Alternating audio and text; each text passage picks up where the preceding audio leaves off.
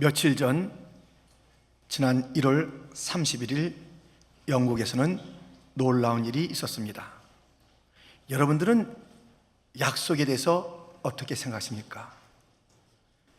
영국의 한 정부의 높은 관료, 부장관이 의회에 약속한 시간보다 3분 늦게 도착해서 의원의 첫 질문의 내용을 듣지 못하고 답변하는 가운데 내가 너무 잘못했다, 부끄럽다, 그래서 내가 이 자리에 그대로 있을 수 없다, 3분 늦었다라는 그 이유로 장관직을 사임하는 그 현장을 잠깐 보겠습니다. I wonder if you permit me to offer my sincere apologies to Baroness Lister for my discourtesy in not being in my place to answer her question on a very important matter at the beginning of questions. During the 5 years of which it's been my privilege to answer questions from this dispatcher box on behalf of the government, I've always believed that we should rise to the highest possible standards of courtesy and respect in responding on behalf of the government to the legitimate questions of the legislature. I'm thoroughly ashamed at not being in my place, and therefore I shall be offering my resignation to the Prime Minister with immediate effect. I do apologise.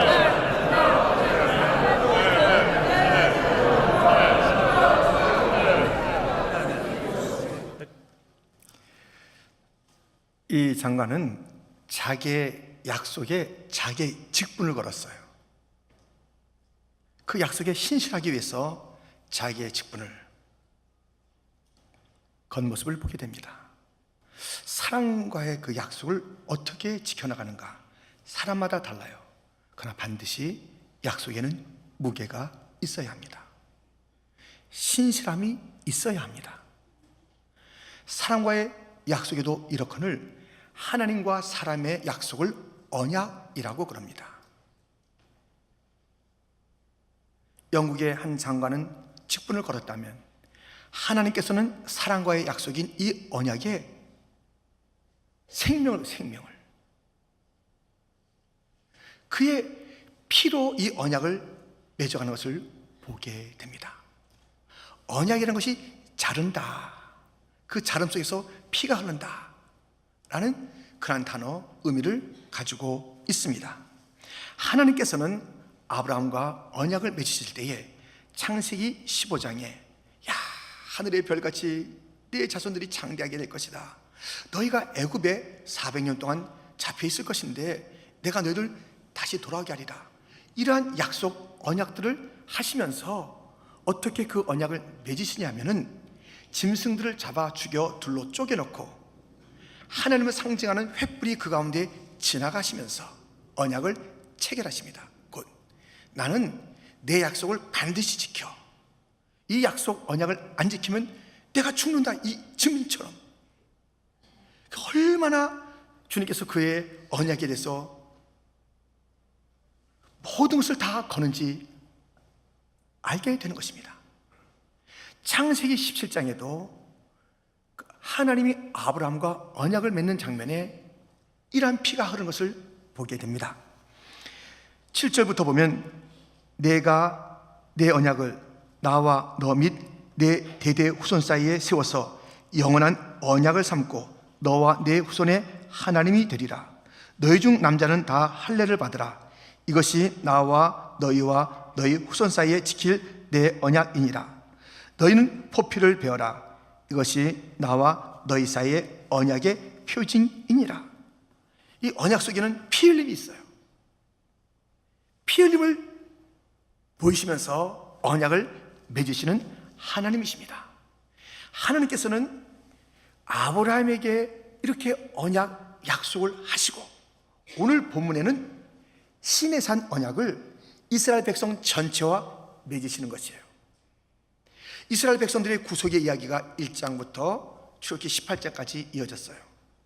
19장부터는 이제 구속받은 그 백성들이 어떠한 언약, 어떠한 율법, 어떠한 규례를 가지고 살 것인가에 대한 언약 체결이 곧 시내산 언약이라는 이름으로 등장하게 됩니다. 우리 하나님께서는 오늘 이 말씀을 통해서 언약을 맺으시는 것이에요. 그의 강림, 그의 목소리, 그의 모든 그 말씀의 내용들이 웅장하게 펼쳐지면서 출애굽기 20장에는 십계명, 그 후에는 계속 각 분야의 그 하나님의 뜻과 그 삶의 방식들이 이스라엘 백성들에게 전해지는 그러한 언약의 내용들이 전개되는데, 이 언약이 피로 맺어진 것입니다. 24장 6절부터 보면 이런 말씀이 있습니다. 모세가 피를 가지고 반은 여러 양푼에 담고 반은 제단에 뿌리고 언약서를 가져다가 백성에게 낭독하여 듣게 하니 그들이 이르되 여호와의 모든 말씀을 우리가 준행하리이다. 8절 같이 읽겠습니다. 모세가 그 피를 가지고 백성에게 뿌리며 이르되 이는 여호와께서 이 모든 말씀에 대하여 너희와 세우신 언약의 피니라. 아멘. 하나님의 언약은 이런 무게가 있어요. 그 장관의 약속이 무게가 있듯이 그와는 또 비교할 수 없는 그 무게가 있으니 생명을 건 결코 바꿀 수 없는, 결코 주님께서 안 지킴으로써 그 백성들에게 실망을 자아내는 그런 일이 없을 그런 약속들을 하시는 것입니다. 요즘 한국에는 논쟁이 있어요. 무슨 논쟁이 있냐면 헌법을 개정하겠다는 것이에요. 이 헌법을 개정하면 헌법에는 그 서론, 전문이 있고 그 다음에 강론이 있지 않습니까? 그래서 이 헌법을 바꾸는데 어떤 단어는 빼고 어떤 단어는 집어넣어야 되겠다, 그 전문부터 그렇게 그 논의가 되는 것이에요. 참 쉽지 않을 것 같아요. 근데 우리나라가 이 헌법이 너무 자주 바뀌는 거예요. 무엇을 뜻해요? 그만큼 안정되지 못한 나라라는 것이에요. 그래서 이런 단어가 하면서 상황 따라서 자꾸만 주고 빼고 하는 그런 상황을 보면 나라가 견고하지 못하다는 것이에요. 환경 따라 움직인다는 것이에요. 사람 따라 좌지우지되는 그러한 연약한 나라의 모습을 보게 되는 것이에요. 그런데 이 하나님 나라의 백성들에게 주어진 이 언약은 견고합니다. 그 언약의 전문, 서론이 오늘 본문 4절, 5절, 6절에 나와요.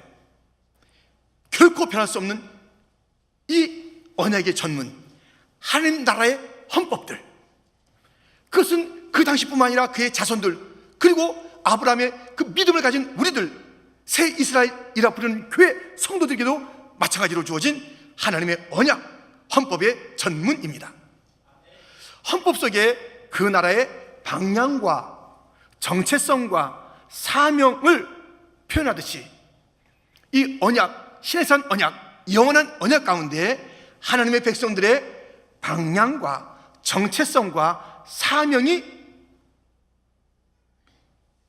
선포되고 있습니다. 우리가 그것을 함께 살피면서 우리 하나님 나라에 살아가는 백성으로서 어떠한 방향과 정체성과 삶을 가지고 살지를 우리는 분명히 하고 또 그 길로 가야 하는 것입니다.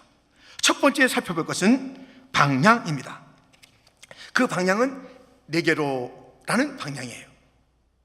하나님께서 이스라엘 백성들을 애굽에서 능력으로 건져 구원하십니다. 그리고 독수리가 그 새끼들을 그 날개로 업음같이 이스라엘 백성들을 업어서 인도하시는 거예요. 어디로 인도하실까요? 그것은 가나안 땅. 그 답은 맞는 것 같지만 아직 결론 내지 마세요. 가나안 땅으로 인도하시는 것, 그것이 최종이 아닙니다. 하나님께서 이스라엘 백성들을 애굽에서 건져내셔서 인도하시는 방향이 본문 4절에 나와 있습니다. 4절 말씀에 보면 내가 애굽 사람에게 어떻게 행하였음과 내가 어떻게 독수리 날개로 너희를 업어 내게로 인도하였음을 너희가 보았느니라. 하나님께서 인도하시는 그 최종적인 방향은 내게로, 하나님에게로예요. 가나안 땅도 아니에요. 궁극적으로는 하나님. 그래서 하나님께서는 구원받은 이 백성들을 인도해 나갔을 때 독수리가 그 새끼들을 훈련시키는 것처럼 어떤 절벽에서 떨어뜨리고 막 죽을같이 막 아우성하면 내려가서 받쳐주고 조금 날듯하면 격려해주고 기다리고 좀 더 해봐 해봐 하면서 훈련하면서 가는 그 길, 어디로 가냐면 하나님 자신에게로 가는 그 길이에요. 그러므로 우리는 우리의 궁극적인 그런 가는 자리가 하나님이라는 것을 잊지 마시고, 중간에 오는 여러 가지 힘든 것 있잖아요. 실패가 있어요. 따돌림이 있어요. 막 아픈 것이 있어요. 또 어떤 것은 너무 잘 돼요. 막 애들도 잘 되고 남편도 막 승승장구하고, 아무리 그래도 그것이 우리의 최종 자리가 아니니, 어떤 어려움이 있어도 낭망할 것도 아니고 잘 되는 것이 있어도 안주할 것이 아닙니다. 그것을 지나서 가야 할 자리가 있어요. 어려워도 우리가 가는 자리, 그 어려움은 독수리가 새끼를 훈련시키듯이 우리를 훈련하는 자리니, 그 어려움 고난의 이유마다 하나님, why me? 내게 왜 이러세요? 너무 묻지 마세요. 그 물음을 가지고 오랫동안 시간 보낸 자들이 있어요. 왜 내가 이렇게 실패합니까? 왜 우리 아내가 이렇게 아픕니까? 왜 우리 자녀가 이렇게 어려운 일을 당합니까? 왜 내가 이렇게 많은 자들에게 이렇게 비난받아야 됩니까? 너무 그런 거 따지지 마세요. 어떤 때는 알 수도 있고 어떨 때는 대부분 몰라요. 가세요. 그것이 우리 마지막 자리 아니에요. 성공도 우리의 마지막 자리가 아니에요. 하나님의 품이 우리의 마지막 자리인 줄 믿습니다. 그러므로 어떤 일에도 낙심하거나 어떤 일에도 안주하는 우리의 태도, 그것이 아닌, 그것을 지나서 하나님에게로 간다.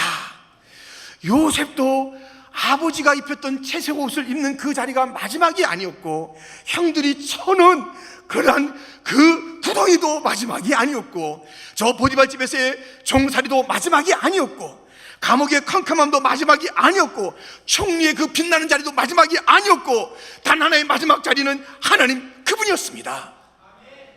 시편 90편 그 표제요 제목에는 이러한 내용이 붙어 있습니다. 하나님의 사람 모세의 기도라는 타이틀이 붙어 있습니다. 시편 중에 90편은 모세가 지은 것이에요. 모세의 기도예요. 그 1절을 보세요.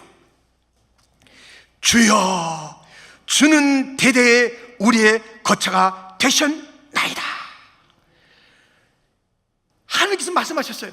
너희를 내게로 인도한다. 이걸 알고 있었기 때문에 하나님이 대대 영원한 나의 거처가 되고 이 백성의 거처가 되고 모든 믿음의 사람들의 거처가 되는 하나님의 그 품이 모두가 우리의 거처가 된다라는 그것을 노래하고 기도하고 있는 것을 보게 됩니다. 모세는 그 바로의 궁이 자기의 완전한 거처도 아니었고, 물론 광야도 그의 거처가 아니었습니다. 가나안 땅 그는 못 들어갔어요. 가나안 땅 못 들어갔어요. 그의 거처가 아니에요. 하나님이 대대의 거처가 되리라. 하나님을 거처 삼고 살고 모든 인생들마다 하나님을 향해서 가야 한다라고 일러주고 있습니다. 물은 물고기의 거처입니다. 굴은 여우들의 거처입니다. 여우도 굴이 있고, 주님께서 말씀하지 않습니까? 저 스카이, 거기에는 별들의 거처가 되는 것이 그 가운데 있습니다. 사람의 유일한 거처는, 유일한 안전은, 유일한 피난처는 하나님밖에 없는 줄 믿습니다. 여기서 떠나면 안 돼요. 여기서 이탈하면 안 돼요. 갈짓자 걸으면 안 돼요. 인생 가는 길에 성공을 향해서 치닫고 엉뚱한 것을 향해서 치닫고 쾌락을 향해서 치닫으면 안 돼요. 인생길 가다가 힘들다고 주저하면 안 돼요. 이리 갈까 저리 갈까 내가 돌아갈까 하면서 그렇게 막 우왕좌하는 것 안 돼요. 어떤 일이 있어도 우리의 단 하나의 방향이 있으니 인생의 방향은 하나님 한 분인 줄 믿습니다. 하나님은 하나님에게로 그의 백성을 인도하십니다. 하나님 나라의 사람들은, 모든 인생들은 하나님에게로, 하나님께서 인도하시는 그 유일한 방향으로 가야 합니다. 이것이 시내산 언약 전면에 땅 하고 우리에게 외쳐지고 우리에게 일깨워진 내용인 것입니다. 하나님에게로, 우리의 방향은 하나님입니다. 이 시내산 언약이 두 번째로 정체성을 일러주고 있습니다. 그 정체성이 무엇입니까? 하나님 나라의 그 백성들의 정체성은 5절 말씀에 이런 말씀이 있습니다. 우리 한번 5절을 같이 읽겠습니다.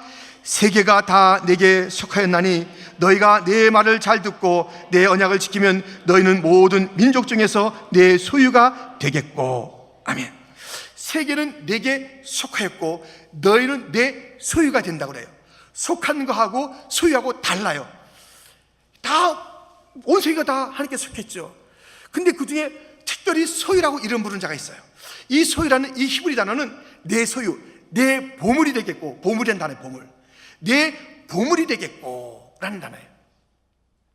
그래서 이 하나님 나라의 그 헌법의 전문에는 무엇이 우리의 정체성으로 표현되어 있냐면 너희는 내 소유, 내 보물이다, 내 보배다, 이렇게 말하는 거예요. 주님의 말씀이에요.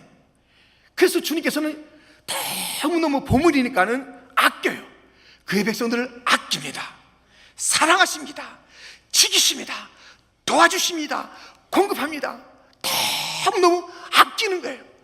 내 보배라, 소유라, 보물이라. 하나님의 보물이 바로 우리의 정체성입니다.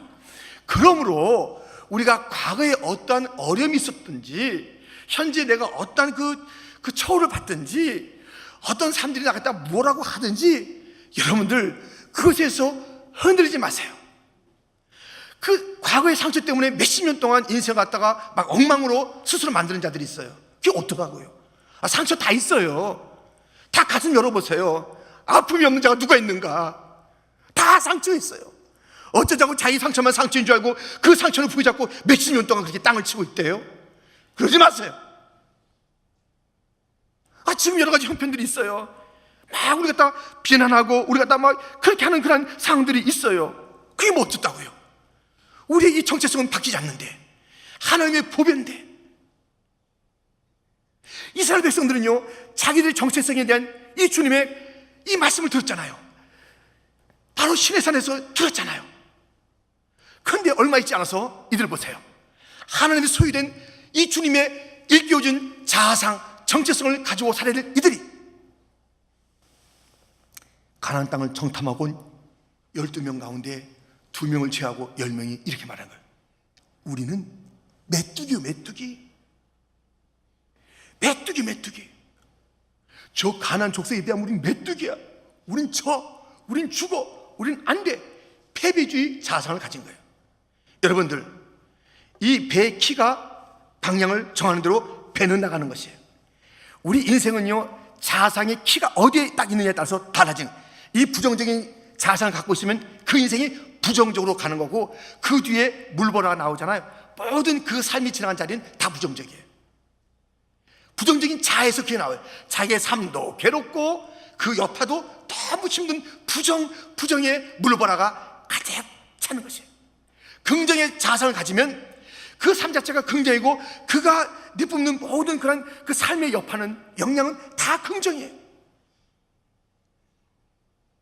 이스라엘 백성들은 주어진 이 자기의 정체성 자아, 그것을 잃어버리고 메뚜기 자상을 가지고 그렇게 살아가는 거예요. 안 된다, 찐다.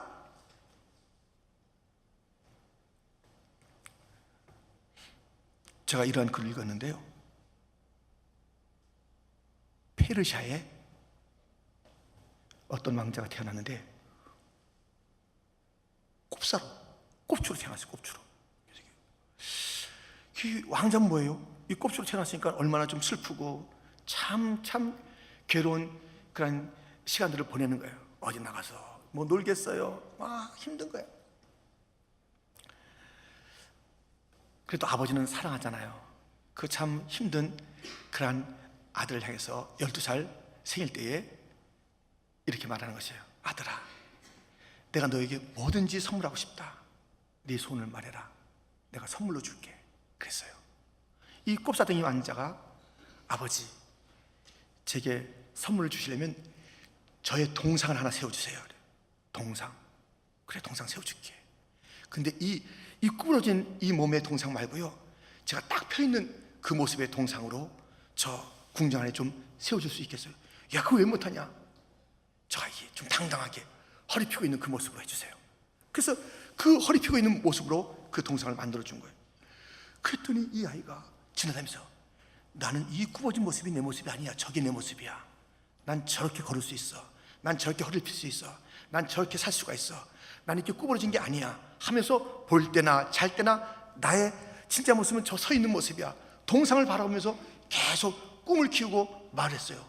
그러더니 허리가 점점 펴지더니 딱 완전히 펴졌다는 이야기입니다.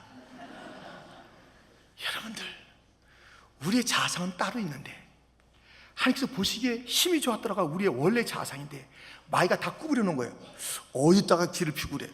어디서 네가 똑바로 산다고 그래? 네 주제, 그게 다 구부러져 있는 거예요. 다 구부러져 있어요. 우리 인생이. 그것이 우리 자상이 아니라고요. 마귀가 던져준 그런 그릇된 자상으로 굽혀 사는 거예요. 펴지 못하는 거예요. 안 된다고 그러는 것이에요. 엉뚱하게 살아가는 거예요. 반듯하게 펴있는 하나님께서 하나님의 온전한 형상인 예수님을 보내주었습니다. 예수님을 바라보세요. 예수님을 품으세요. 예수님을 생각하세요. 예수님 언어를 나의 언어로 삼으세요. 예수님의 그 순종을 나의 순종으로 삼으세요. 예수님의 사랑을 나의 사랑으로 삼으세요. 예수님의 그 모든 참고 견디는 기도 생활을 나의 것으로 삼으세요. 그것이 바로 우리의 삶이며 우리의 자상인 줄 믿습니다. 여러분, 어떤 일이 있어도 우리의 자상은 분명하니 너는 내 기쁨이야, 내 보배야, 내 소유야, 내 것이야. 내가 너를 볼 때 너무 좋아, 힘이 기뻐. 이것이 나의 자상인 줄 알고 내가 나를 평가하지 마세요. 마귀가 나를 평가하도록 내버려 두지 마세요. 사람들이 나를 갖다 말하는 것에 대해서 너무 귀 기울이지 마세요. 하나님께서 말씀하시는 것, 하나님께서 나를 보시는 것, 그것이 진짜니 그것은 언제나 변함없이 우리 주님의 생명을 다해서 언제나 변함없이 우리에게 말씀해 주는 자상. 내 딸아, 너는 내 보배야. 내 아들아, 너는 내 보물이야. 이 자상을 잊지 마시고 주님께서 보시는 그 눈으로 나를 보시고 주님께서 말씀하시는 그 말씀이 나에 대한 진짜 말인 줄 아시고 그렇게 선포하고 그렇게 사랑하고 그렇게 당당하고 나는 하나님의 아들이야, 하나님의 딸이야, 나는 존귀한 자야, 하나님께서 보물이라고 그랬어, 하나님께서 지켜주셔, 하나님의 사랑이 있어, 하나님께 능력으로 나를 항상 동행해 주셔. 그 당당함으로 승리하는 자가 되기를 주님의 이름으로 축원드립니다. 신의 산 언약은 그 전문에 그 이스라엘 백성들의 방향과 정체성을 일러줬고요, 세 번째 사명을 주었습니다. 사명에 대해서 6절이 우리에게 일러주고 있으니 같이 6절 말씀을 읽겠습니다. 너희가 내게 대하여 제사장 나라가 되며 거룩한 백성이 되리라. 너는 이 말을 이스라엘 자손에게 전할지니라. 아멘. 제사장 나라, 거룩한 백성이 바로 하나님 나라 백성들의 사명이에요. 제사장은 뭐 하는 사람이에요? 제사장은요, 자기를 위해서 사는 자가 아니에요. 하나님 그리고 사람들 그 사이에서 살아가는 자예요. 하나님의 영광을 위해서 사는 자들이고 백성들의 그 모든 상황을 돌보며 사는 자가 제사장이에요. 이스라엘 백성은 제사장 나라에 자기를 생각하면 안 돼요. 하나님의 영광과 이 하나님 모든 백성들에 대한 그 책임을 가지고 살아가는 제사장, 그 위치에서 살라라고 사명을 준 것이에요. 그 제사장으로서 가장 우선적인 사명이 무엇이냐면 예배. 너희 예배하는 자가 되라. 제사장의 가장 중요한 그 사역은 예배를 하나님의 은혜, 하나님의 그 성품을 바라보면서 예배를 드려야 돼요. 여러분들 순서를 잘 기억하셔야 됩니다. 하나님께서 먼저 이스라엘 백성들을 구원해 주신 은혜, 인도하시는 은혜, 홍해의 은혜, 구름기둥 불기둥의 은혜를 베푸시고 이 하나님의 백성들이 하나님 백성답게 사는 그 율법과 언약을 그 다음에 주시는 거예요. 율법을 잘 지켜야 은혜를 받는 게 아니에요. 은혜를 주시고 나서 은혜 받은 백성들이 어떻게 살 것인가, 그래서 율법이 아름다운 것이에요. 은혜 받은 자들의 삶의 방식이에요. 다 필요해요. 그래서 이 율법을 주시면서 제사장적 삶을 살아라, 주님을 예배하라, 주님의 은혜와 주님의 성품이 모든 구절구절마다 나와 있으니 그 구절을 볼 때마다 예배가, 찬양이, 감사가 안 나올 수 없는 거예요. 예배가 억지스러우세요? 예배가 막 힘겨우세요? 그건 주님께서 우리를 부르신 그 사명자의 삶이 결코 아니에요. 마음에 없는 거예요. 정말 주님의 은혜를 갖다 먼저 받았기에 예배자로 살아 예배합니다. 찬양합니다. 경배합니다. 나의 삶의 자리에서 주님을 예배하고 함께 모인 데서 주님을 송축하는 것, 이것이 바로 제사장 나라의 삶인 것입니다. 뿐만 아니라 이 백성들의 모든 아픔을 가지고 와서 기도하는 것. 여러분들, 제사장 나라, 제사장으로 사는 자들은요, 자기 기도가 먼저 나오면 안 돼요. 사실 자기 기도 할 필요가 없을 정도로 다른 자를 위해서 기도하는 것 자체가 사실 자기의 역량이 되는 것이에요. 자기의 가정을 위해서 기도해요. 남편이 잘 돼야 자기도 잘 되는 거예요. 이웃이 잘 돼야, 우리 교회가 잘 돼야, 우리 교회가 부흥해야 자기 자신도 그렇게 힘을 내는 것이에요. 그 민족이, 그 지도자가 반드시 서 있어야 그 나라가 평강한 것이에요. 근데 이런 지도자는 다 놔두고 항상 자기 기도마다 끝에 할뚱말뚱 잊어버리면 안 돼요. 그건 제사장 그 사명이 아니에요. 제사장은 다른 자들을 위해서 기도하는 거예요. 그리고 그 은혜의 응답이 있는 가운데 자기도 잘 되는 것이에요. 자기를 잊고 살아가는 자, 이것이 제사장입니다. 제사장은요, 반드시 그 피를 그에게 뿌리고 그의 옷과 그 물건들에게 뿌려요. 그리고 기름도 그에게 뿌리고 또 물건들에게 뿌려요. 이 제사장은요, 반드시 보혈의 능력과 이 성령의 충만함을 가지고 사역하게 되어 있습니다. 우리가 제사장으로 불렀다면, 성도요, 교회요, 우리에게는 보혈의 능력이 있어야 될 줄 믿습니다. 성령의 충만함이 있어야 될 줄 믿습니다. 하나님께 영광을 돌려야 되는 것이 우리의 사명인 줄 믿습니다. 많은 자들 끌어안고 기도하는 것이 우리의 사명인 줄 믿습니다. 거룩한 백성, 이 사명이에요. 거룩한 백성이 무슨 사명일까? 거룩하면 되는 거 아닌가? 그냥 나 혼자 좀 이렇게 좀 거리를 두고 살아가는 게 거룩 아닐까? 무슨 모임도 내가 안 가고, 뭐 구역 모임도 안 가고, 뭐 밖에서도 내가 그냥 뭐 누구 친하게 지낼 것도 없고, 그냥 나 혼자만 이렇게 왔다 갔다 하는 게 거룩인가? 거룩 그게 아니에요. 오늘 본문의 내용처럼 제사장, 그 거룩함, 그의 소유, 오늘 본문의 내용을 신학기도 그대로 담아서 우리에게 일깨워준 그런 구절이 있습니다. 거기에 이 제사장 나라와 거룩한 백성, 그의 소유된 자들의 삶의 구체적인 내용이 있으니 베드로전서 2장 9절 말씀에 이런 말씀이 있습니다. 우리 한번 같이 읽겠습니다. 그러나 너희는 택하신 족속이요 왕같은 제사장들이요 거룩한 나라요 그의 소유가 된 백성이니 이는 너희를 어두운 데서 불러내어 그의 귀한 빛에 들어가게 하시니에 아름다운 덕을 선포하게 하려 하심이라. 아멘. 이 제사장, 이 거룩한, 이 소유된 자들의 삶은요, 이 어두운 땅에 빛의 증거, 복음을 증거하는 것, 그것이 제사장적 삶이며 그것이 거룩한 삶이에요. 거룩은요, 이 복음을 증거하는 자에게 주어지는 놀라운 선물입니다. 거룩은 담쌓고 살아. 난 누구에게도 말도 안 해. 얘기 섞지도 않아. 나 혼자만 그저 입에 나왔다가 또르르 갔다 또르르 올 거야. 그건 절대 거룩해 줄 수가 없어요. 거룩은 이 어둠의 세력과 싸워야 되는 것이에요. 거기에 거룩이 있는 것이에요. 거룩한 백성이라는 것은 나홀로 도자 청청하리라, 나홀로 고고하게 지내리라, 이것이 거룩 갖다 주는 것이 아니라 삶의 현장에서 복음을 위해서 진력하고 진리를 외치고 거기서 상처가 나고 거기서 복음을 전하다가 여러 가지 어려움을 당하고 핍박이 일대할지라도 이 복음을 증거하는 그 삶이 거룩한 삶이에요. 거룩하십니까? 1년 내내 가도 전도하지 않아요. 절대 거룩할 수가 없습니다. 이 진리를 드러내고 어둠을 쫓아내지 않는 곳에는 거룩이 없습니다. 우리가 거룩해 주기 위해서는 싸워야 할 것이 있으니 영적인 싸움, 영적인 전쟁을 통해서 우리는 거룩해지는 것입니다. 우리는 이러한 사명자로 부름받은 줄 믿습니다. 여러분, 사람의 약속도 그렇게 중요하게 자기의 그 직분을 던져서까지도 지키는 것이에요. 하나님의 약속에 하나님은 생명을 거는 것이에요. 새 언약을 위해서 예수님이 죽으셨잖아요. 우리도 하나님과의 약속을 이런 무게로 지켜야 돼요. 생명을 걸고 지켜야 돼요. 하나님과 이거 약속 갖다가 소홀히 여기면 안 되는 것이에요. 예배에 대한 약속과 헌신에 대한 약속과 충성에 대한 약속과 이런 모든 것을 갖다가 정말 쉽게 버리는 것은, 그것은 우리가 할 도리가 아니에요. 주님은 약속을 할 때마다 피를 보게 하시는 거예요.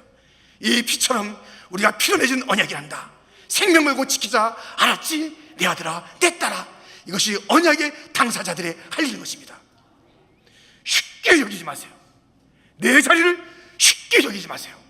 생명 걸고 목숨 걸고 그 자리를 지켜야 되는 것이 바로 나의 자리인 줄 믿습니다. 그 자리, 힘들고 어려워도 난 죽어도 교회 가서 죽는다 이러고 나와야 돼요. 내가 교회 갈 때 어려움을 당했어. 사순절 가려는데 막 첫날부터 어려워. 사순절 해보세요. 반드시 어려움이 와요. 사순절에 막 어려움이 있어요. 여러분들 교회 나오려면 어려움이 있어요. 그러니까 교회 안 나가는 게 맞지. 나가면 내가 복을 받아야 되는데 이게 뭐야? 그거 아니에요. 그것이 바로 하나님의 모든 하나님께로 인도하시는 과정에 있는 어려움이며, 어떨 때는 그 눈에 볼 때는 슬픔이고 어떨 때는 실패 같지만, 그것을 넘어서 그 연단을 넘어서 하나님의 백성답게 이 슬픔도 나를 막지 못하리라, 이 어려움도 나를 막지 못하리라, 하나님과의 예배의 자리를 갖다 막지 못하리라, 나는 예배에 충성하리라, 나는 찬양대에 충성하리라, 나는 교사의 작품에 충성하리라, 나는 모든 이 직분을 누가 보지 않아도 나는 충성하리라 하나님과 맺은 그 언약을 잘 지켜나가는 성도가 되기를 주님의 이름으로 축원드립니다. 주님으로 가는 방향입니다. 주님의 소유된 정체성입니다. 주님이 맡기신 사명입니다. 우리에게는 이라는 것이 있다는 것을 잊지 마십시오. 약속을 잘 지키는 분들이십니까? 하나님은 이 약속을 바꾸지 아니하고 오늘 우리에게도 그렇게 일러주고 있습니다. 시내산 언약 딱 줬어요. 출국한 지 3개월 만에. 그리고 이 내용을 이제 가나안 땅 들어간 40년이 지난 다음에 시내산에 주어졌던 이 언약들을 다시 한번 일깨워주는 것이 모압 평지에서 모세의 신명기입니다. 신명기는 모압 평지에서 다시 이 시내산 언약을 리피트하면서 잊지 말아야지, 40년 동안 이런 거 아니야, 잊어버린 거 아니야, 잊지 말아야지 하면서 다시 리마인드 시킨 것이 신명기 모압 평지에서의 모세의 설교 말씀입니다. 잊지 마세요. 그동안에 알았던 것도 다시 리마인드 시키시는 하나님의 음성을 오늘 들었으니 그 말씀을 의지하고 하나님의 신실한 약속을 굳게 붙잡고 우리의 나라 헌법처럼 자꾸 바뀌는 것이 아니라 영원히 변찮는 그 전문을 우리에게 주었으니 너의 방향은 나다. 주께로 더 가까이 갑시다. 너의 정체성은 세상이 12번 바뀌어봐라 내 소유, 내 보물이란다. 무엇과도 내가 너를 바꾸지 않는 내 자랑스러운 소유다. 그 주님의 소유됨이 내 정체성인 것을 잊지 마시고, 나는 제사장적 삶, 우리 교회는 제사장적 삶, 우리는 나와 우리 교회 자신을 위해서 사는 것이 아니라 하나님의 영광과 온 열방에 복음을 증가하는 길을 통해서 하나님께 영광이 되고 온 땅은 구원하며 그들을 위한 기도의 제목을 가지고 주 앞에 나가며 우리 스스로가 거룩해질 수 있는 그 힘들을 우리의 삶, 사명 가운데서 찾고 확인하고 누리는 자가 되기를 주님의 이름으로 축원드립니다. 하나님 아버지,